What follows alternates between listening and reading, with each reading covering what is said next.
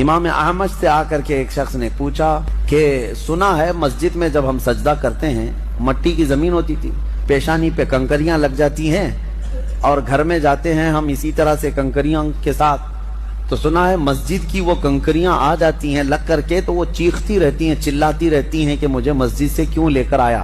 جیسے اور بھی بہت سارے لوگ یہ کہتے ہیں مدینے کی مٹی لے کر کے آؤ تو وہ روتی ہے، ہاں بہت روتی ہے، اس کا کیا کرنا چاہیے کہ وہاں سے اٹھا کر کے تم لائے اس کی پاکیزہ جگہ سے۔ امام اعمش نے فرمایا، جب اس نے سوال کیا کہ وہ کنکریاں روتی ہیں چلاتی ہیں تو اس کا کیا حل ہے، تو آپ نے فرمایا ان کے گلے مضبوطی سے پکڑ لو، وہ ساری کنکریوں کے گردن دبا کے رکھو تاکہ کوئی نہ چلائے۔ تو اس نے کہا بھلا کنکریوں کا کوئی گردن ہوتی ہے، گلا ہوتا ہے؟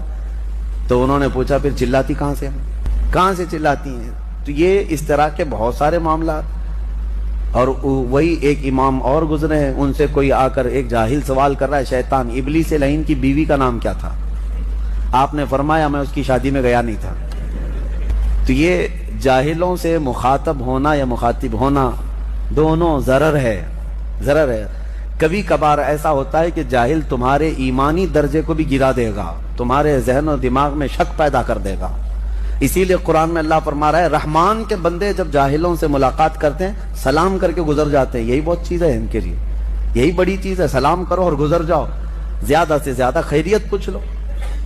اور ایک بات میں آپ کو بتاتا ہوں اسی سے ملتی جلتی، کہ جنگل میں ایک مرتبہ جھگڑا ہو گیا تھا، کس کا؟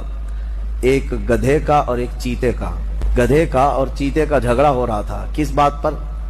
گدھا کہہ رہا تھا گھاس نیلی ہوتی ہے اور چیتا کہہ رہا تھا نہیں گھاس ہری ہوتی ہے، بہت جھگڑا کر رہے تھے۔ گدھے نے کہا نہیں نیلی ہوتی ہے، چیتا کہہ رہا نہیں ہری ہوتی ہے۔ دونوں فیصلہ کرنے کے لیے شیر کے پاس آئے، جنگل کا راجا تھا، تو دونوں نے جب یہ مقدمہ رکھا کہ گدھے کی بات یہ ہے چیتے کی بات یہ ہے، شیر نے کہا گھاس نیلی ہوتی ہے، گھاس نیلی ہوتی، گدھا صحیح کہہ رہا ہے۔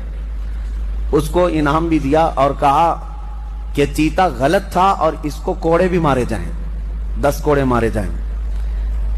تو وہ گھبرایا اور کہا بادشاہ سلامت میرے حق میں اتنا برا فیصلہ کیوں؟ کہا کہ یہ تیری سزا ہے، گھاس تو ہری ہی ہوتی ہے، گدھے سے بات کیوں کیا؟ یہ تیری سزا ہے، گدھا تیرے لیول کا نہیں تھا، گھاس ہری ہی ہوتی ہے لیکن جو تیرے لیول کا تھا نہیں اس سے تو